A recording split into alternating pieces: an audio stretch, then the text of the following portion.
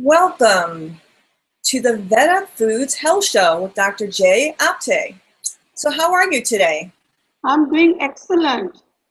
The spring is there, all the trees have bloomed. I really feel more energized. I am so glad to hear that. I know you weren't exactly doing wonderful with some cough, and so I I'd love know. actually to hear about what you do for that.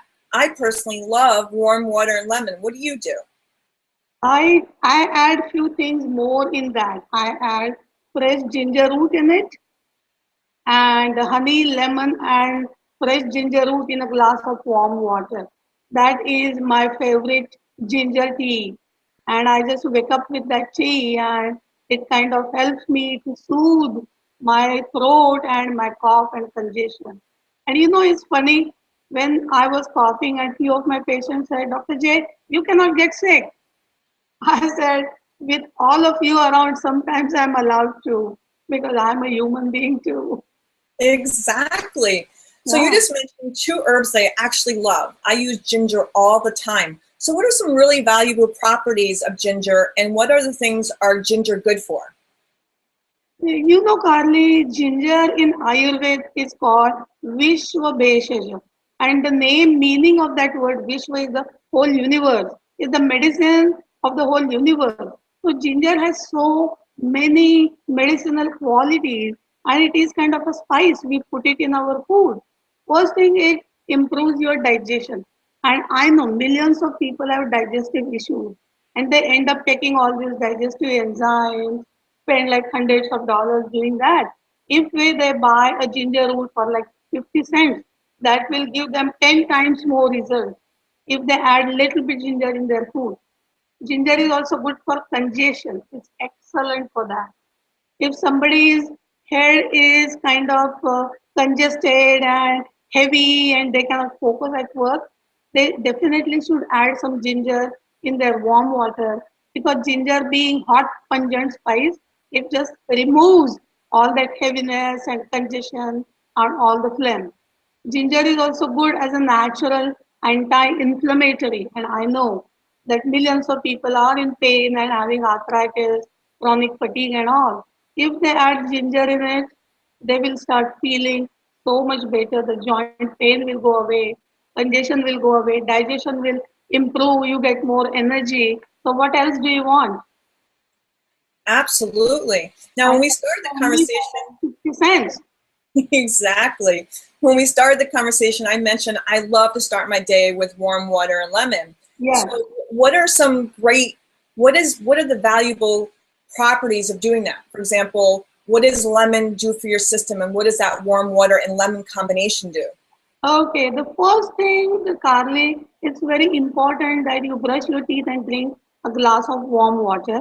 You can add honey in it, you can add lemon juice in it, you can add ginger in it, but that glass of warm water is kind of cleanses your whole system. And majority of the times people always like they when want to do their fasting blood sugar, do it in the morning. When people are taking medicine for thyroid, the first thing they do it in the morning. So what you do early in the morning just reaches your trillions of cells in the body. And when you're drinking that glass of water, it flushes your whole system. Ayurveda is all about cleansing and making our body completely clean and it functions well. So Ayurvedically, our whole body is like a highway. When the highways are free, all the cars are moving freely. There is so much clear traffic. Same thing in the body. When body is cleansed well, you have good bowel movement, you feel good, no congestion, then your day starts with plenty of energy. So it is very important. That is one healthy tip I tell people every time. Do one thing, get up and drink a glass of lukewarm water in the morning.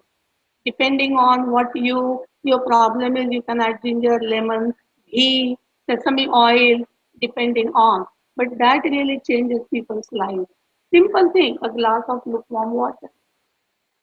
So now I've heard that lukewarm water is so much better for your body than Yeah. cold water. Yes. So why is that?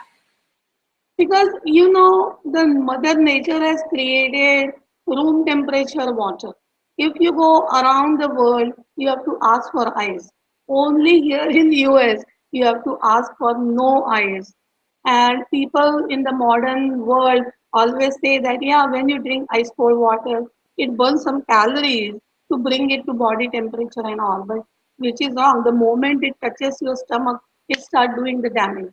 Because our stomach, all our digestive enzymes are like digestive fire. And when you keep that fire going, even with the warm water, your digestion improves. It is very important. I want to emphasize this on all our listeners that majority of the times we have digestive issues, and that is because eating and drinking very cold foods, especially ice cold water and sodas and all the cold juices and all, it's really weakening your problem. Even Carly, think about it when people have congestion, they are so much cold and they are taking antihistamines with ice cold water. So that cold is their problem. So it's simply drinking warm water improves your digestion. Warm water strengthens all your digestive enzymes. Warm water makes you feel lighter. Even you mentioned about drinking lemon and water in the morning. If you add 1 tablespoon honey, that will help you to lose weight. And I know everybody is here, they want to lose 5 pounds, 10 pounds, 50 pounds. And that is a simple way of helping also to lose weight and having your system very clear. So simple things, but they take you long way. So And now, that is all about Ayurveda. so we were talking about water and lemon and all that. Another thing I've heard, and this is something I personally practice, is I do not drink when I eat. So if I drink before I eat. But while I'm eating, I do not drink, because I was told that if we drink while we're eating, we actually dilute the digestive enzymes that are naturally in our mouth. Is that true? Exactly. It's not only in the mouth, it is also in the stomach. When you're drinking that glass of an especially ice cold water, you are kind of neutralizing all those digestive enzymes. So the best thing is do not drink any water before your meals. With your meal, just sip some water because do you know the food should be little semi-solid, semi-liquid so body can digest it better. And most of the time we are always eating on the run. So we are eating a hamburger or something, or chips or something very dry, a toast or something. So which becomes very dry. So you can just have few sips with your meal. But the best way to drink water is 1 hour after your breakfast, 1 hour after lunch, 1 hour after dinner. So that really cleanses your system. So when you drink water is also important. What is the temperature of the water is also important. Another thing that we always say, more the better. So I see people drinking like 10 to 12 glasses of water every day. And then what happens? We end up eating junk food like chips or crackers or pretzels or something. And that salt and drinking water, it stays on the body, and then people start gaining weight and the body swells up and the blood pressure rises. So do you know like a main thing when people want to lower their blood pressure and maintain within normal limits, they have to cut down on salt and how much water they drink, because that also depends on your body constitution. Ayurveda is very individual specific. So if vata people, they are very dry, so they need to hydrate themselves more. Pitta people, they are very hot, so they do good with like 5 6 cups of glasses of water. But for kapha people who are kind of little chubby, they have plenty of fluids in the body, they need maybe 5 glasses of water. That everything depends. But some amount of water is essential, but too much is bad, too ice cold is bad. And just I heard people do that, drink glass of water just before meals. So they said we eat less and we lose weight, which is not right, which weakens your digestive power, digestive fire. So obviously, when I started our Mhm. first show, we talked about your education and how you got started. And Mhm. so I wanted to actually talk a little bit about so people get a sense of who you are. And of course, we started the conversation with water and lemon because I knew you weren't necessarily feeling well the past couple of days. So so we dived into that. I would Mhm. love to go back into really finding out what are some of your passions. Obviously, Ayurveda is a huge passion of yours, but I know there were passions of yours before that that led you to that. So what are just some of your daily passions in life? My daily passion is just to be healthy because, Carly, I'm an outdoor person.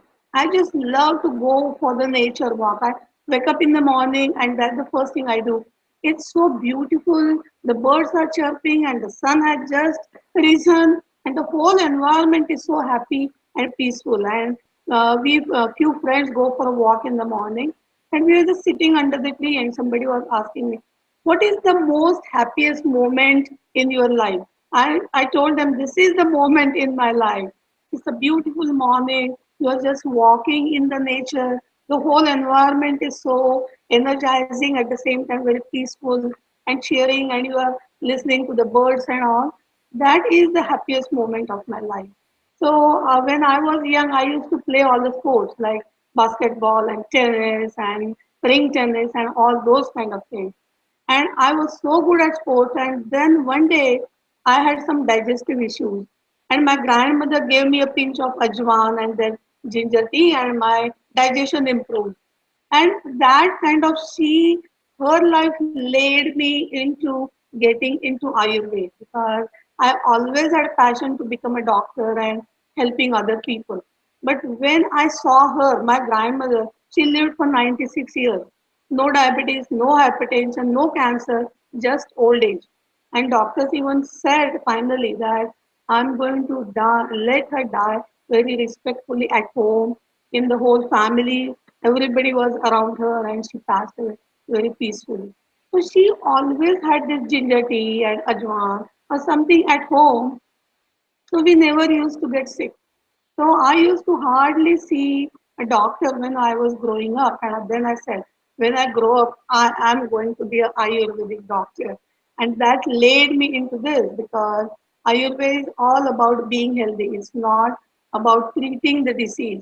What conventional our healthcare we talk about, it's more disease care. But Ayurveda gives you so many tips and gives you so many things that you can maintain your health. And more what you can do to be healthy is more important than what your doctor is going to do, because doctor will help you to take care of your health problems, but what you do, like going for a walk, eating right, meditating every day, exercising every day, that you have to do. You are living with yourself 24 hours a day. So this Ayurveda is really helping me fulfill my passion. and I tell everybody, Ayurveda is not for me even only this life, but next few lives. Because more you know about Ayurveda, you understand that more less you know about Ayurveda. So there is so much more to learn.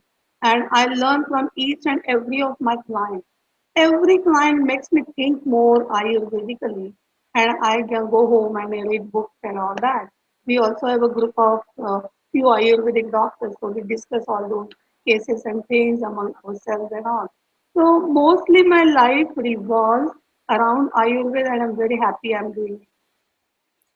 So what were some of the people in your life? You mentioned, that your grandmother lived, I'm sorry, your mother lived for a long time, right? And she used to drink a lot of ginger tea, what have you. What are some of the other people that literally inspired you to get into Ayurveda, or people that you looked up to, or mentors?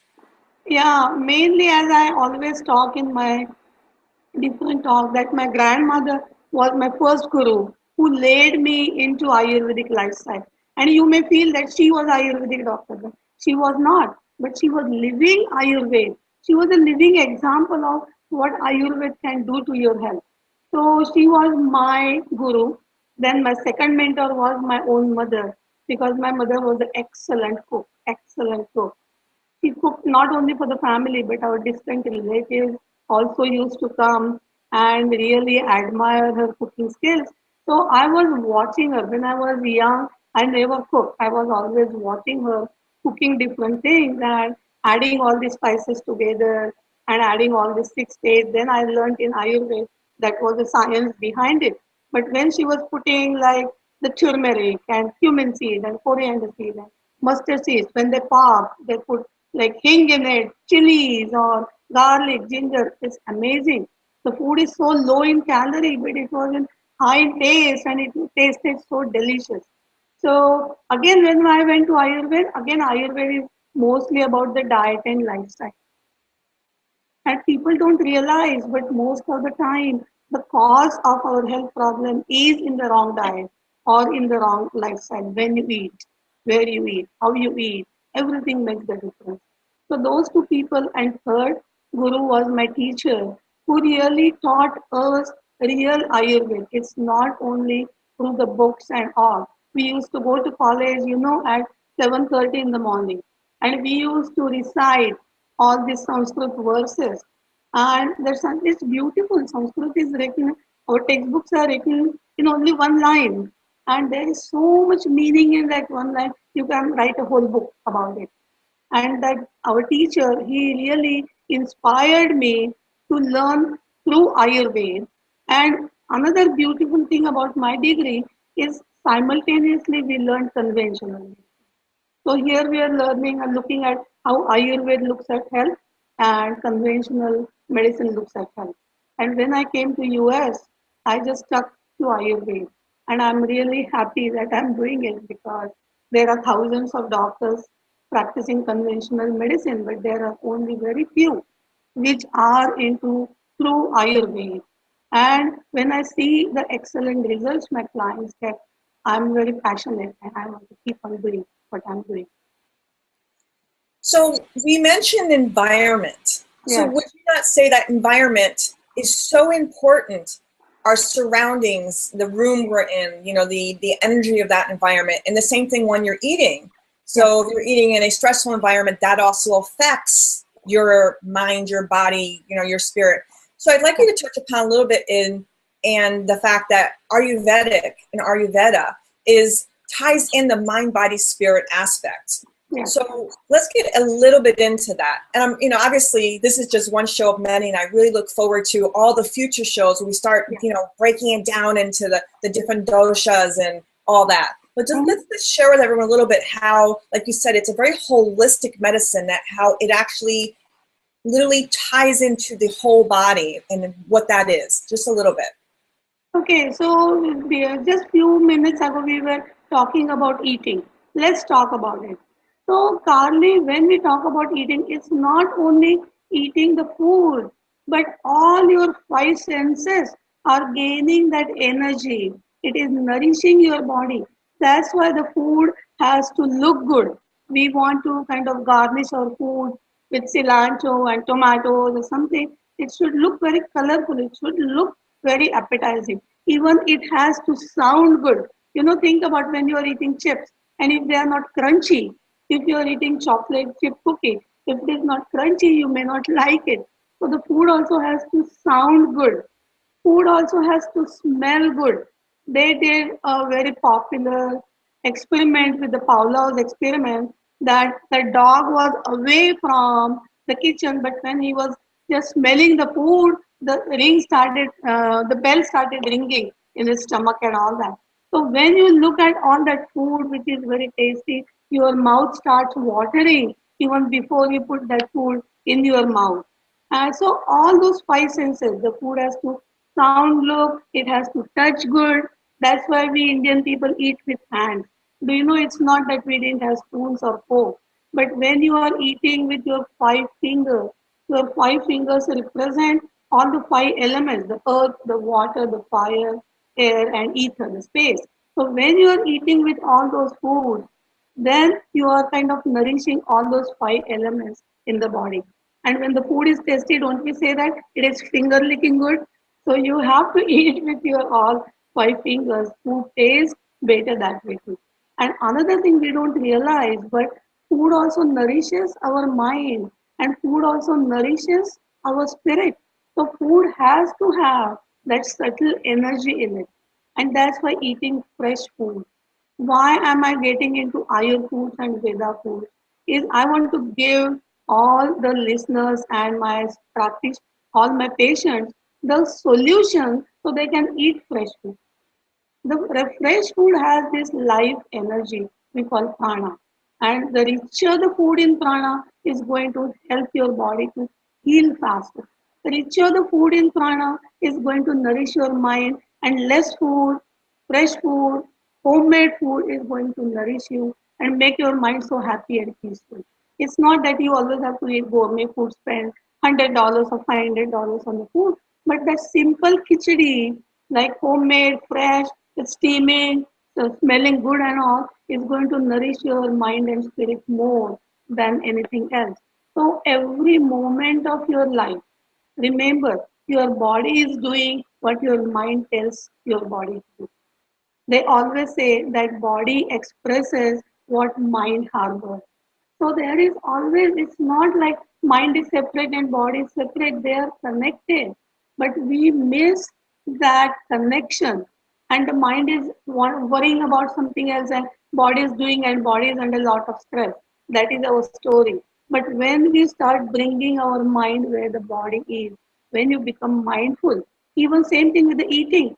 Don't eat while you are on the run. Don't eat while you are working on the computer or something.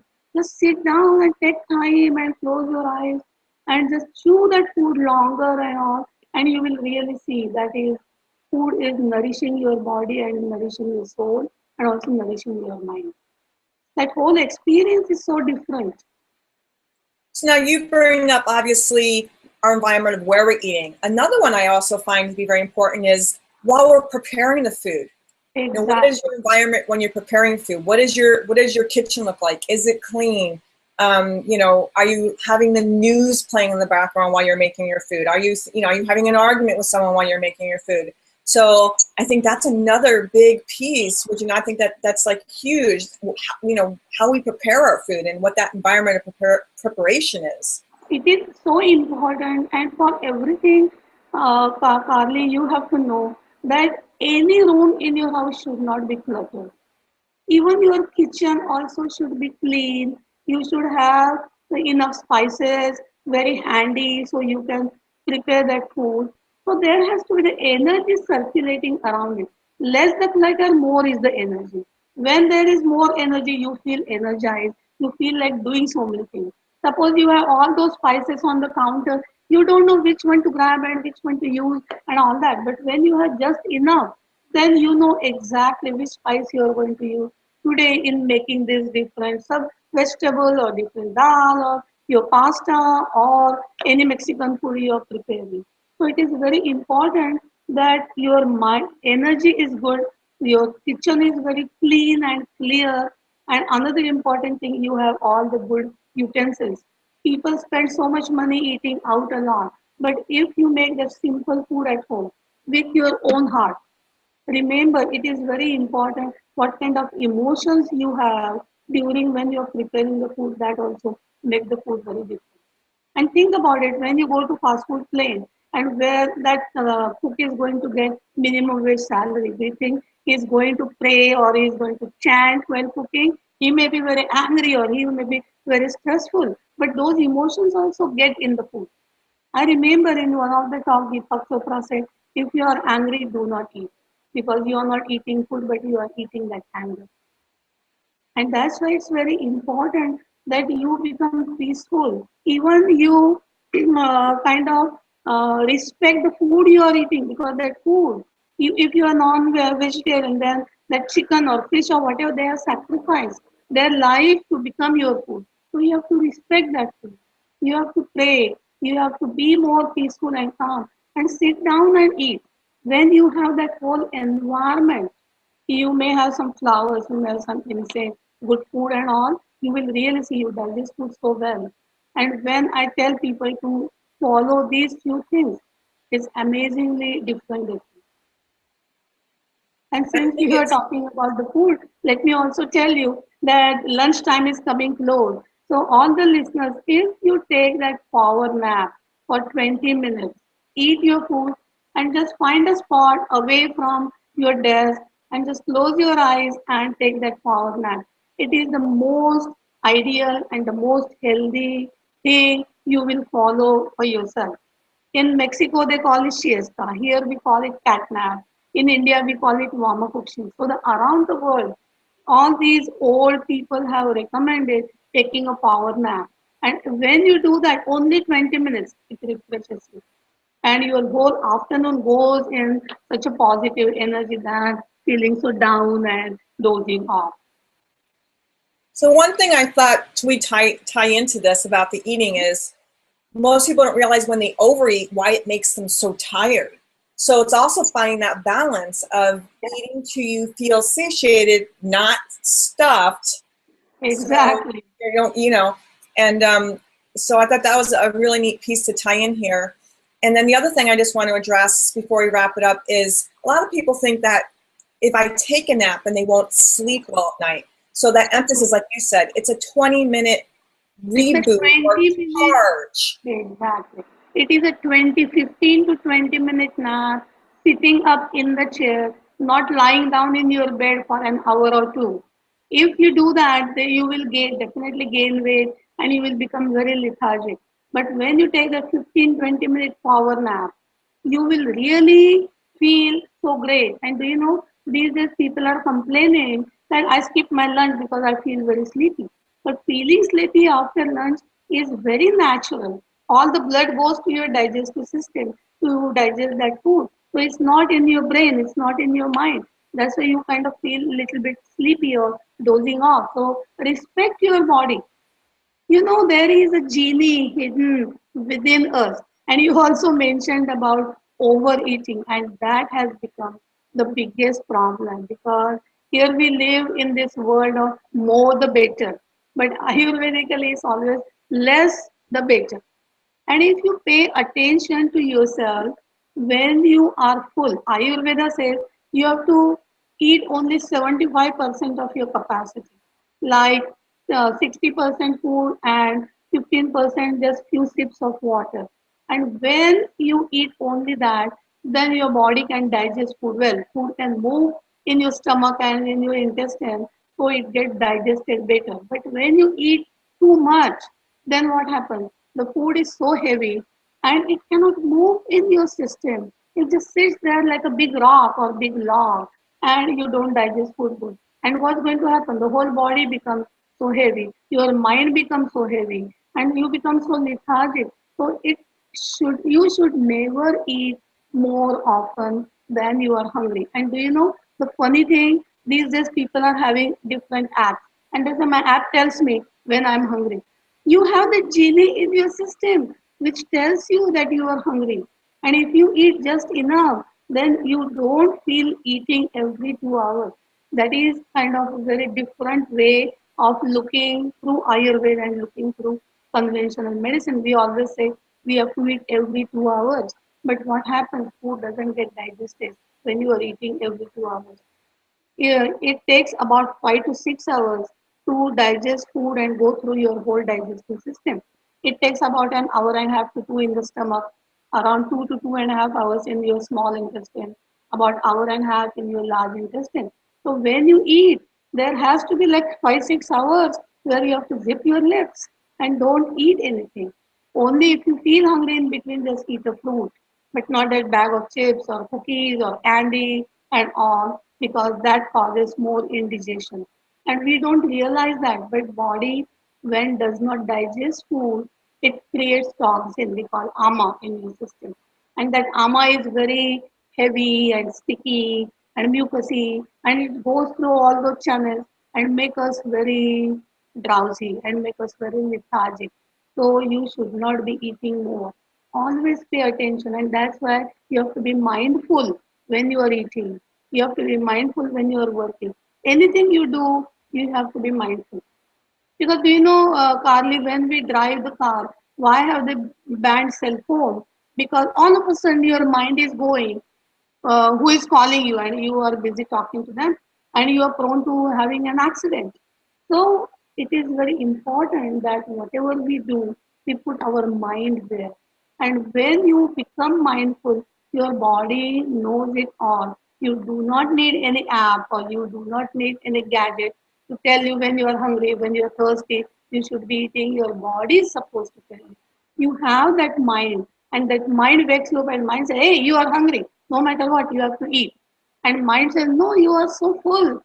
Even if all your friends are eating dinner, food is still sitting in your stomach, so just zip your lips and don't eat. So paying attention, being mindful about everything is very important. But we are losing that connection to within. We are so busy in this external world, but we always have to go within, pay attention, and that's what that meditation. And if you become mindful, you are meditating 24 hours a day. Isn't it beautiful? It's absolutely beautiful. Yeah. So I'm looking forward to so many more shows with you. But for now, I'd like people to know where they can find you. And I thought we'd mention both websites because I think the VedaFoods website is VedaFoods.com, where people can go and find beautiful, wonderful foods that are whole and they're diabetic friendly and they're whole roasted grains. But I also want people able to reach out to your HN Wellness site so they can learn about you and your practice and everything. So can you please tell everyone also about your Wellness Center website? Yes, my wellness website is www.hnwellness.com. And H and wellness, the name is also health and nature. The whole Ayurveda is based on nature. So how nature can create our health, how we can see the connection between the mother nature and our health. That's why the name is Health and Nature Wellness Center. So the short form is www.hnwellness.com. And they can email me at info@hnwellness.com.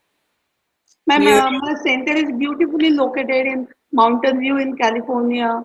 It's in the heart of the Bay Area. Wonderful. Well, that's it for today because you and I could talk forever. I really look forward to so many more shows. Thank you so much, everybody, for joining us. If you have questions, you can also inbox us at guest at VedaFoods.com.